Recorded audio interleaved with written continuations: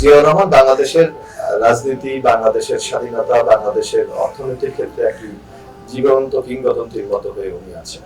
কারণ আজকে যে আমরা গণতন্ত্রের কথা বলছি, সেই গণতন্ত্র ফিরিয়ে দিয়েছেন রাষ্ট্রপতি জিয়াউর রহমান।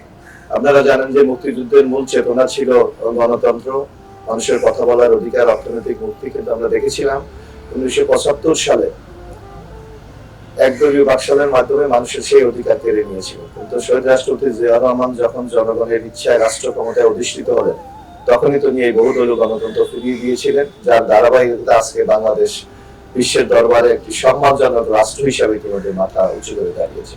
সুতরাং তার এই সাদাত বার্ষিকী উপলক্ষে আমি তাকে শ্রদ্ধাভরে স্মরণ করতে চাই, এবং বাংলাদেশ যতদিন থাকবে ততদিন শহীদ রাষ্ট্রপতি জিয়াউর রহমানকে এই দেশের মানুষ স্মরণ করবে। জিয়াউর রহমানের এই 45তম সাদাত বার্ষিকী আমরা যত তাকে অনুসরণ করতে পারবো, যত তার নীতি আদর্শ আমরা মেনে চলবো, যত তার কর্মসূচিকে এগিয়ে নিয়ে যাব, ততই বাংলাদেশ একটি সুখী সমৃদ্ধ বাংলাদেশে পরিণত।